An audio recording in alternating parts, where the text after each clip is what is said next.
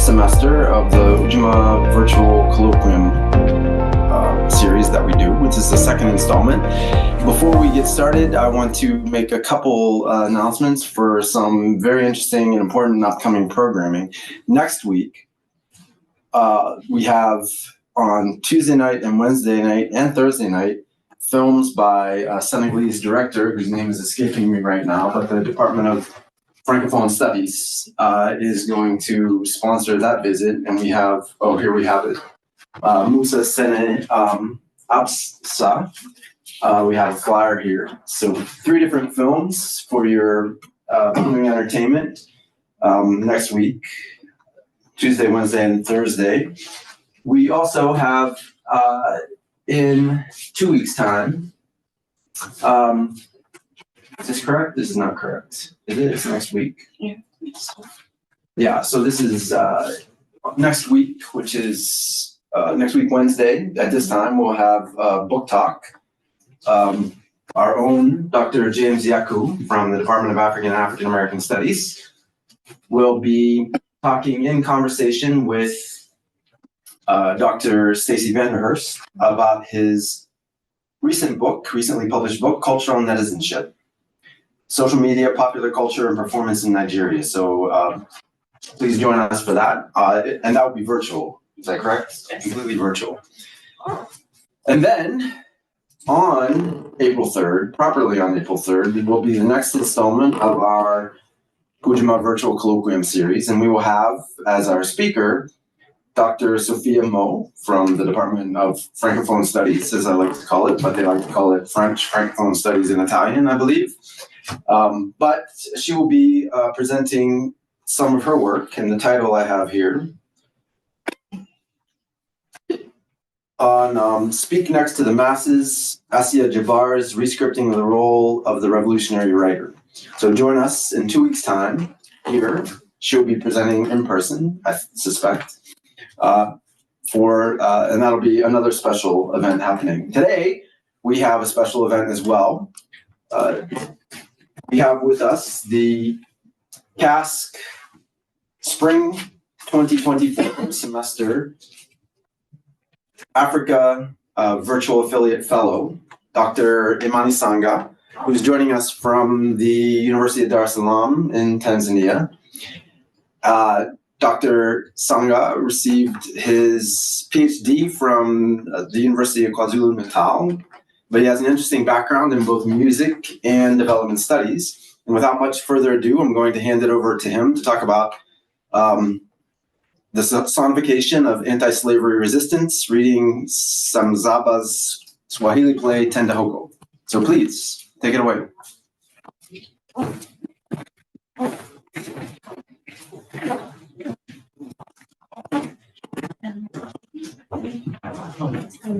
You're muted before. Yes, we're good. Thank you very much for the invitation and for inviting me to speak in this series. And I'm going to speak about the sonification of anti-slavery resistance by offering a reading of a Swahili play by Edwin Semzaba. The play concerning slavery in East Africa, and the name of the play is Tendehogo. And this presentation comes from my larger research work concerning the sonification of Swahili letters.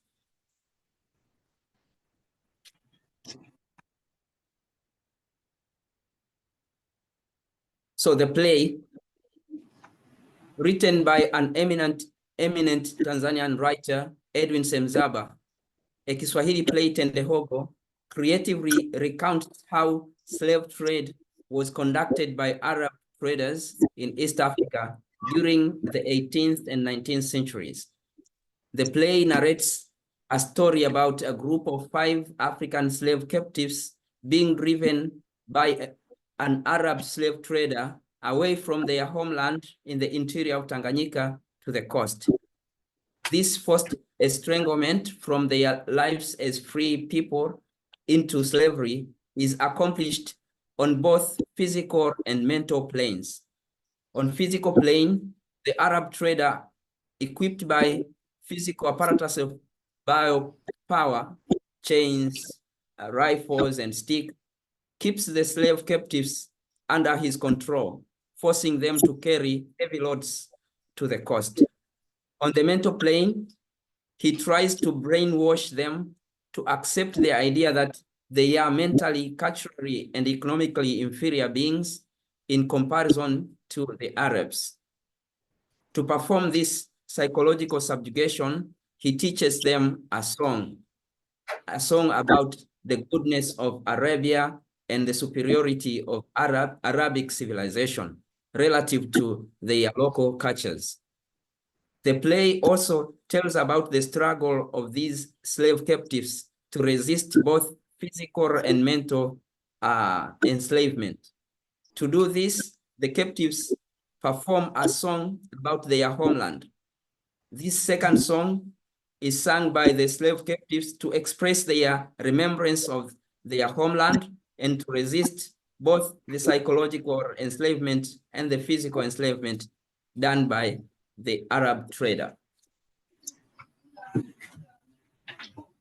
For this presentation, I set out to examine how the two songs are deployed in this play as semiotic devices to represent and construct African and Arab identities.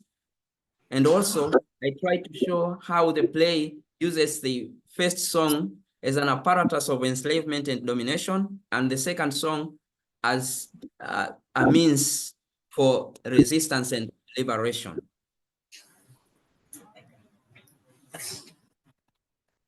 The concept of sonification, which I use in this title of this presentation, highlights three ways of using sound. These usages inform my method of reading this play. So first, I follow Meckinges, who construes sonic figures as sounds and sound patterns that are fashioned in a particular way and are used to represent or enact social assemblages, relations, and identities. In the case of this play, the two songs in the play, Tendehogo, are deployed variously as figures of or refrains that enact and represent Arabness and Africanness as social assemblages. These figures constitute the characters as belonging or not belonging to these assemblages. Thus, when forced to become Arabs, the slave captives begin to sing the song about their homeland. I use the concept of sonic anti-slavery acts to highlight various acts of liberation. Hello? Hello? Hello? Yes. You can't hear me? No, we can. Everything is good. Okay. So the second way I'm using the term sonification is to highlight the anti-slavery actions done by the slave captives to resist against slavery by singing a song from their homeland. And the third way I'm using this concept by highlighting sonic fabulation, the way the author uses the songs and sounds to narrate the story, to retell the story about slavery and the resistance. Now, a few preliminary things. One is about the author.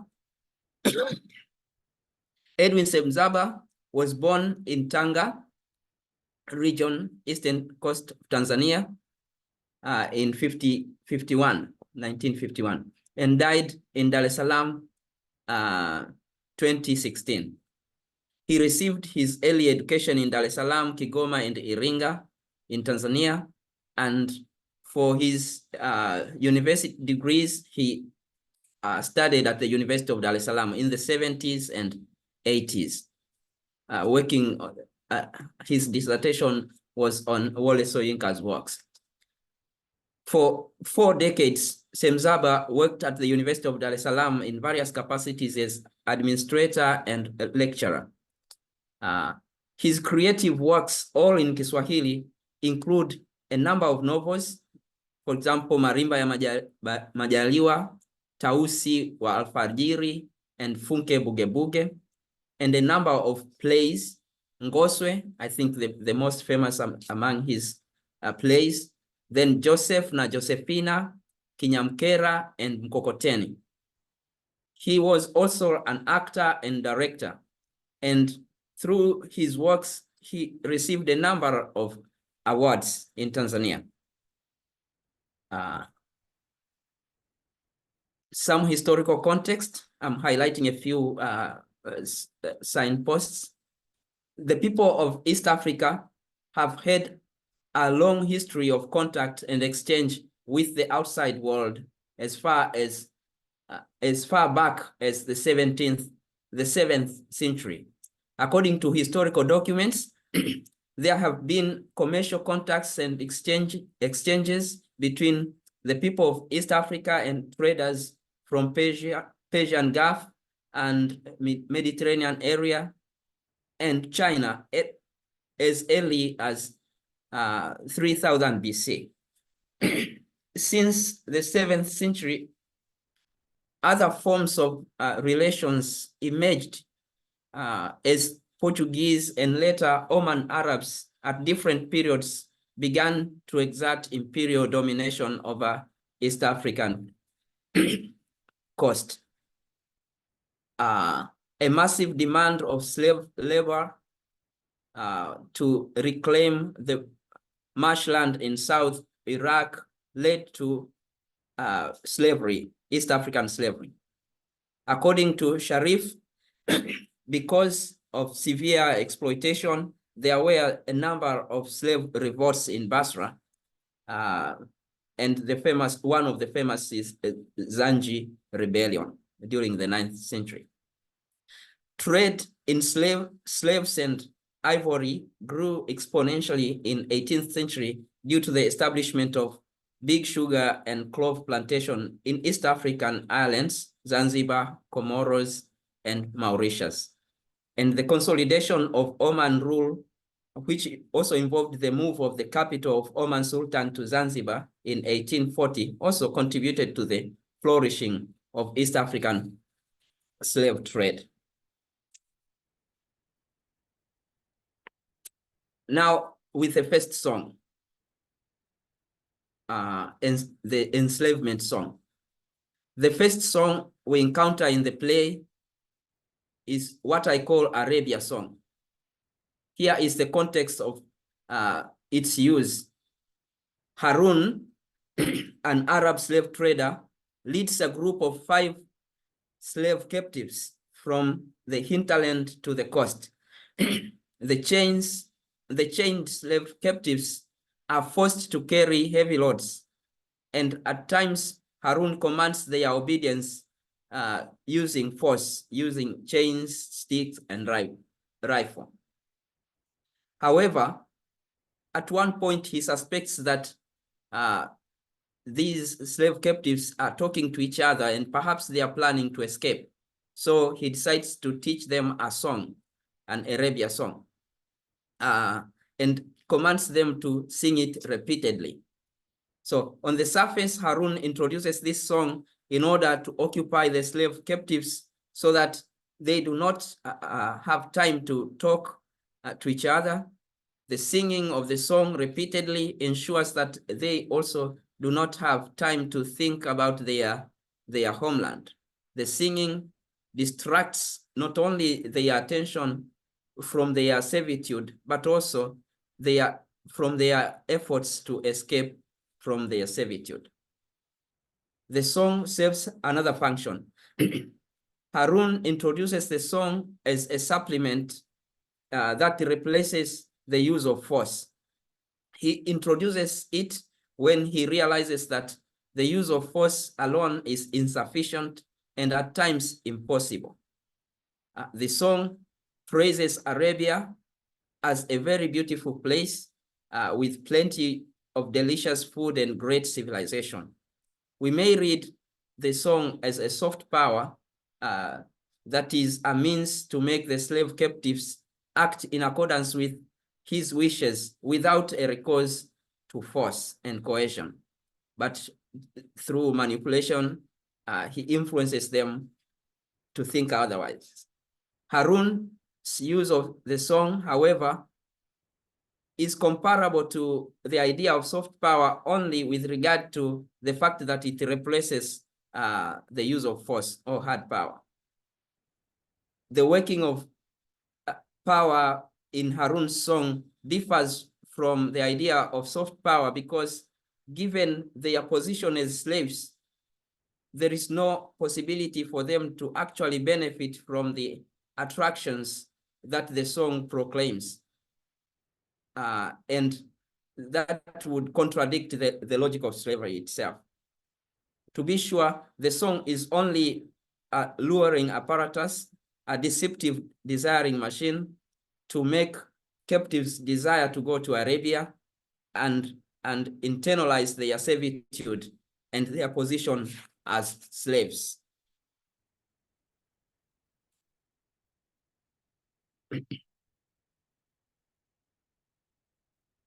Of the 5 slave captives, only one of them, Chonge, is psychologically enslaved. Thus, his behavior, action, and utterances best epitomize the process of becoming slave at both physical and mental planes. Chonge sings the song of Arabia with great enthusiasm to the point that he impresses Harun, the Arab slave captor. Harun is especially impressed by what seems to be Chonge's free will submission, so he makes him the supervisor of other slave captives. He equips Chonge with a rifle to command obedience from the other slave captives. So Chonge's mental enslavement is expressed not only by his enthusiasm in singing the Arabia song, but also by his love of the Arabic name given to him by Harun, which is Mabruk, which he perceives to be more civilized than his African name Chonge. In other words, Chonge's enslavement, in addition to being physical, is also a mental slavery and can be witnessed by his altered vision, changed vision. So unlike his fellow captives, he views his homeland with contempt and he desires to go to Arabia. In addition, Chonge also expresses his longing to become Arab by telling his wishes to marry Arab women. He thinks that because he is well regarded by Harun, at the end of the journey, Harun and other Arabs will give him the privilege of marrying Arab women. For him, Arabness is a yardstick of humanity. In other words, Chonge suffers from his realization that in spite of all his efforts to become an Arab, he is still different from this yardstick. He is not yet an Arab, so he has to perform this other ritual. Readers of Fanon will remember a chapter on a man desiring to marry, a black man desiring to marry white women.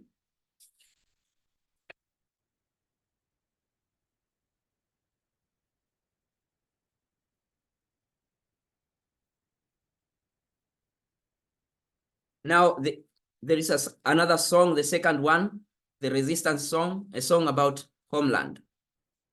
In contrast to Chonge's act of becoming slave, the other 4 slave captives, namely Pazi, Tendegu, Ngati, and Maugwaju, are only physically enslaved, not mentally.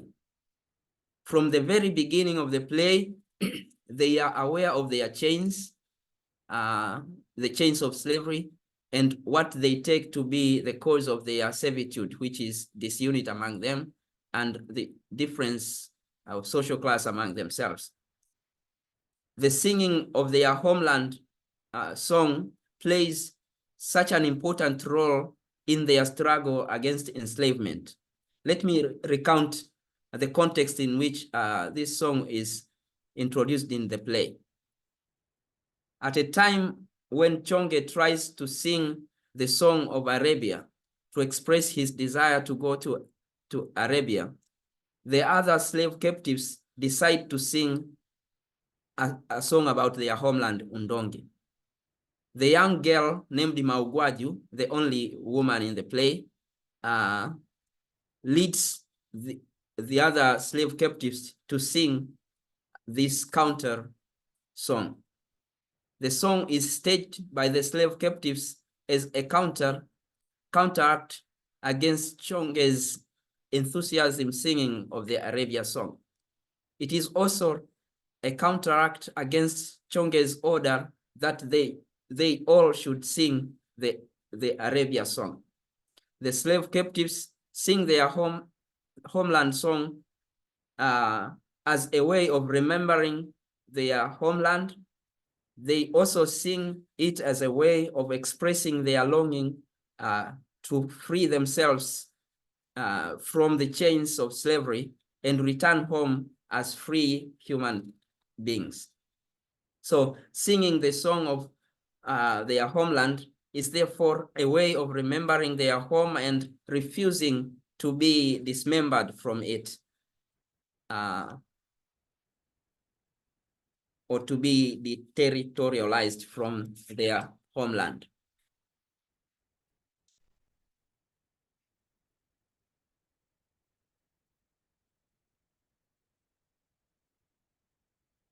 So there is a gender dimension concerning the slaves' revolt that we see in this play.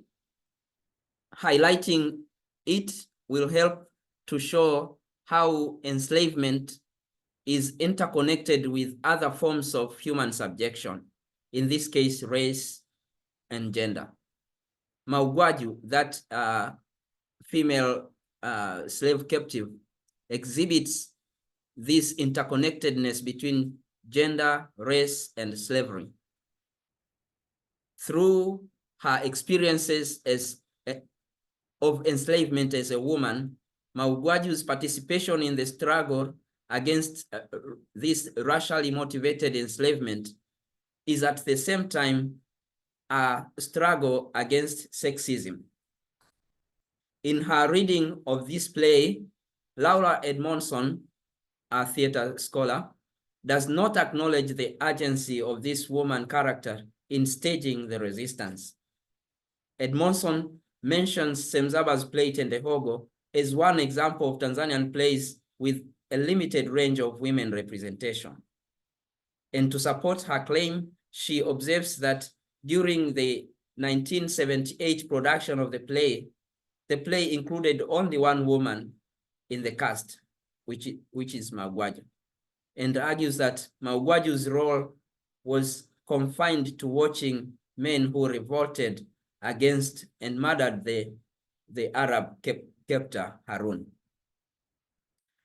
I consider Edmondson's reading to be true only with regard to the ratio of men versus women in the play, which is 5-1. However, I find Edmondson's reading inadequate as it does not acknowledge the central role and urgency of the woman character in the play. The play demonstrates, among other things, that the woman character is not a passive observer of men's struggle. She is actively engaged in the struggle from the very beginning of up to the end of the play. Let me recount a few incidents to highlight her active role in the struggle. But first, we should note that both Chonge, the slave captive who is enslaved mentally, and Harun, the slave captor, both treat Maugwaju as a sexual object through their gaze and uterances. So with this background in mind, it should be possible to see how Maugwaju's action are heroic acts against multiple forms of oppression, to which she is subjected. First, the play represents her as a true hero who participates as a central character in the struggle for freedom, together with the other uncompromising slave captives. From the beginning of the play, she does not stop remembering her homeland, parents, siblings, and her village lover, Bushoti. She also criticizes Chonge's Arabo-centric mentality.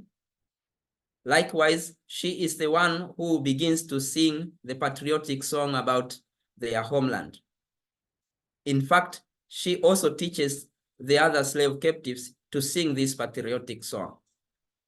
Secondly, Maugwaju also performs a physical heroic act of killing Chonge, the man acting as an agent of Harun, the slave master. She is the one who, when she gets the chance to hold a rifle, the one that Harun gave Chonge, she seizes the chance and uses it effectively to shoot Chonge to death. We should remember that Chonge had already unchained her when he was trying to seduce her. So Maugwaju was free at the time, and she was able to take the rifle from Chonge. And Maugwaju's act of killing Chonge made possible the eventual killing of Harun, the slave master, the killing which was performed by another slave captive, Pazi. In short, I argue that the acts of the woman in this play subverts multiple forms of domination. Her heroic acts do not only stage a resistance against slavery, but also a resistance against phallocentric domination. In other words, Maugwaju stages a double-headed resistance. In this sense, I interpret the homeland song, which she initiated, to be a contrapunto refrain, a refrain in which multiple forms of liberation struggles take place. And each thread in this polyphonic refrain targets and subverts a specific form of becoming. One is becoming slave, and the other one is becoming woman. Now I must conclude. The play offers a critique of various levels of enslavement as it negotiates between history and fiction. And this presentation has highlighted how songs are used as musical figures to represent human assemblages, African, Arabs, slave owners and slaves. But also, these sonic figures are used to enhance the process of, on the one hand, the process of psychological enslavement, and on the other, the process of resistance against slavery. At the end of hadith or a story, usually audiences ask, hadith hii inatufundisha nini? What is the moral of the story? My reply today, in the context of decolonization movement, is that the decolonial process should take place not only at the physical plane, but also at the mental plane. And let us keep the contrapunto character of the resistance, so that the resistance saves multiple forms of helps us to resist multiple forms of domination and inequalities in today's world. Thank you for listening.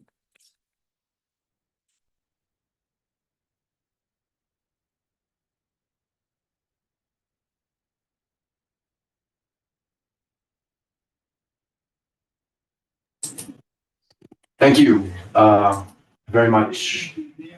We're going to, can we do that, but also if we can see the speaker.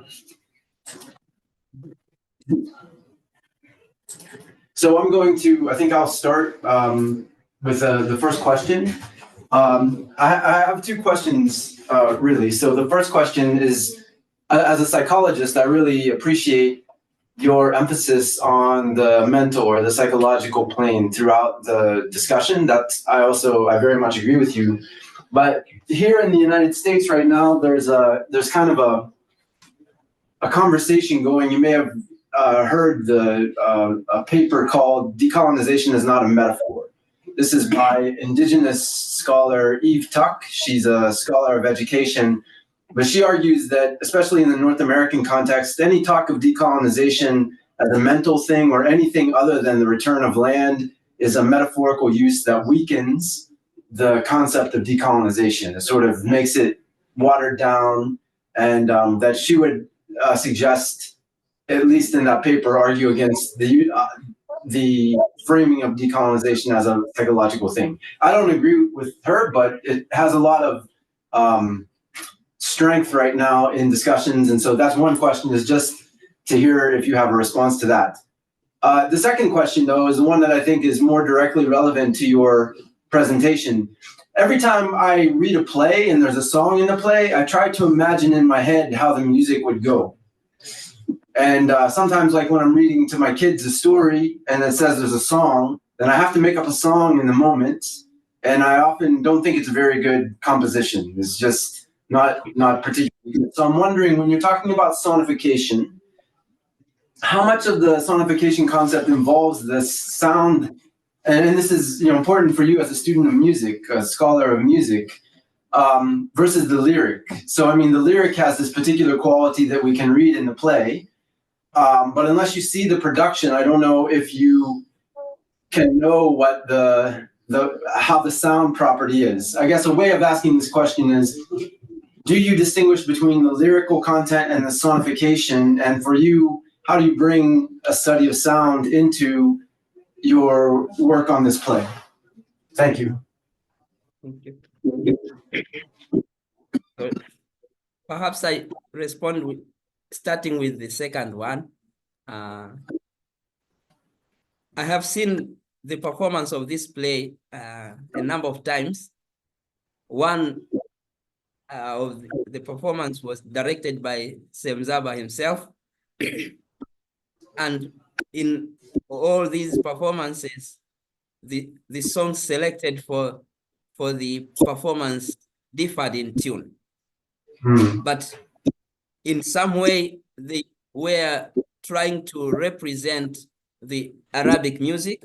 So a person was singing with this first song to try to imitate particular sounds that are considered to be Arabic. But in East Africa, the sounds of Arabic music are also usual sounds in East Africa. And then they try to differentiate that singing with the local songs by Tanzanian ethnic groups. So sometimes this singing is accompanied by drumming and dances, but also the melodies are different. But I was offering a reading of a play written. The soundscapes I'm thinking here are mainly imaginary, because for each reader reading this play will have at least the background knowledge about Arabic music or African music. And this is the play tries to make a reader imagine these sounds, because the play does not, in its written form, does not present this sonic in real sound. But in actual performances, the directors have usually tried to pick particular songs to represent the two songs. With regard to the first, I would say I haven't really followed the discussion. Perhaps I take it so that I go and read the person. I will appreciate if the name of the author will be given to me so that I can read it. Yeah, I can ask to put it in the chat. I'll put it in the chat for all the people who are here. Do you know it?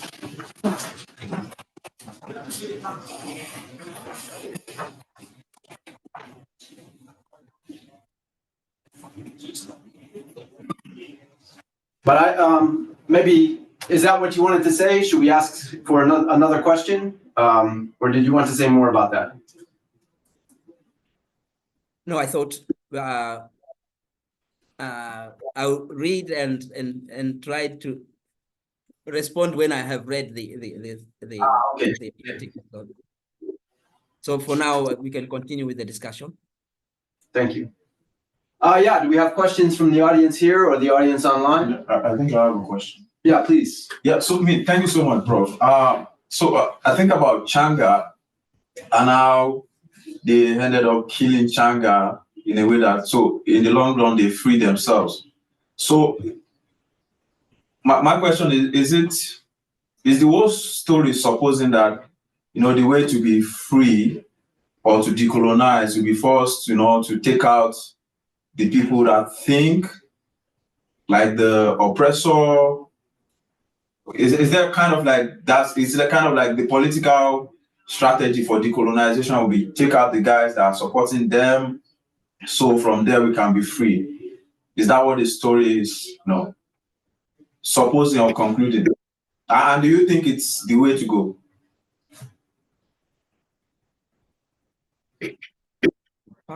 Perhaps the context of their enslavement, according to the author, led to this. They were in caravan trade, they are chained, and Chonge is equipped with the rifle, and Harun also. So in that context, they had no other options. Perhaps this is the way revolutionaries say, when there is no other option except force, then force is the way to go. For them, they couldn't escape the enslavement except getting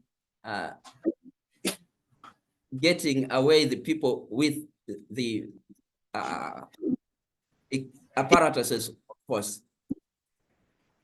But I don't think if this is the moral of the story. The story is we must get rid of slavery, whether it is physical or mental. And mental slavery is the main here, which may not involve getting weapons, but first you'd have to decolonize your mind. Okay, thank you so much. So another question. Yeah, please. So about Changa, so I haven't read the book. Could you tell me a bit about Changa? What do you think made him kind of like, sympathetic to the Arab slaver? Is there anything particular about the story? Maybe he was oppressed, as a member of the society before he was enslaved, or maybe he was someone that was, had already given up about where he was coming from. So, is there anything in the story that gives us a background about how he came to be sympathetic to the Arab slaver? It's just assimilation. Assimilation. Mm-hmm. Okay. The context of the before they came into the slave caravan is not really given in the play, except that showing these slave captives came from different social backgrounds.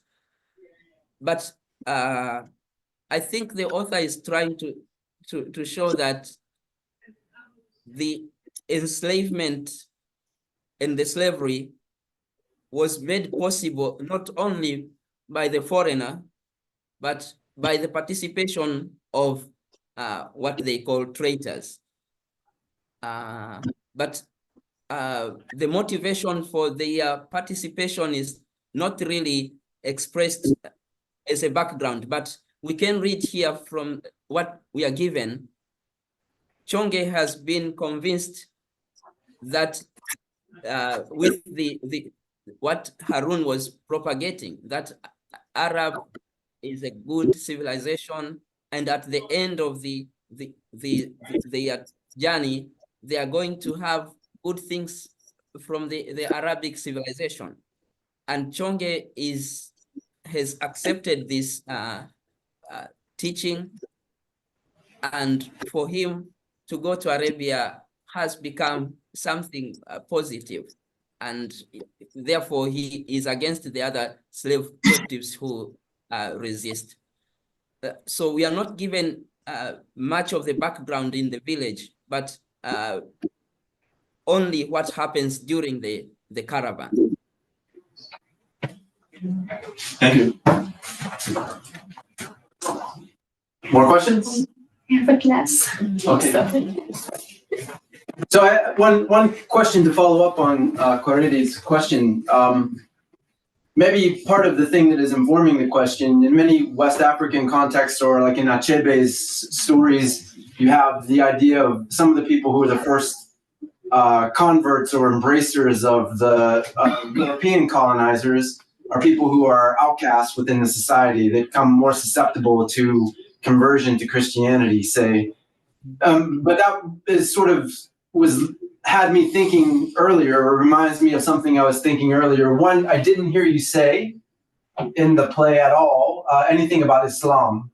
So I was wondering, to what extent is there a parallel in the play with some of the other works that I know? So I don't know very much of the work from East Africa. I know more of the work from West Africa, where they're mentioning how Christianity and colonialism moved hand in hand in this process of mental colonization. So is part of the thing that the Arab slaver is doing, is he using Islam as a kind of thing to show the advanced character of Arab civilization, or is that not something that is happening in the book? And if it is happening, how do people in the context receive it? Do they receive it well, the critique of religion, or do they not receive it well? No. There are other Swahili novels in which the subjugation is associated with religion, Islam or Christianity. In the case of this play, the only indication about religion is the names that Harun tries to give all the slave captives. They had their local names, African names, and he forces them to use Arabic names. But it's not necessary that this Arabic name is Islamic, but perhaps that's the only thing that we can associate, because all the names that Harun gives are Arabic names, and they may be associated with Islam, but the play does not say it explicitly throughout this. Do you think that that's an interesting feature of the play, that it talks about the superiority of Arabic civilization, but doesn't mention Islam as part of that seduction? Perhaps this is a political stance of the author of not capitalizing religious differences, but as I say, it's not put explicitly, and the slavery and enslavement, because during that time, there were Arabs trying to spread Islam, and Islam had been there in the coast of East Africa without necessarily being associated with slavery. So the play focuses on criticizing slavery, not Islam, because of this. I think it was, he doesn't see a necessary connection between them. Yeah.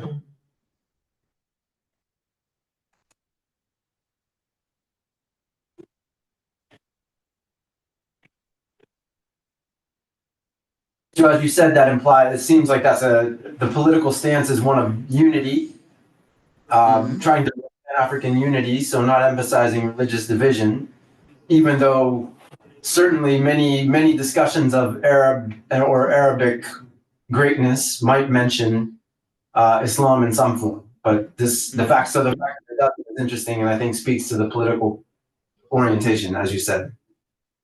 Do we have more questions from anyone here or online?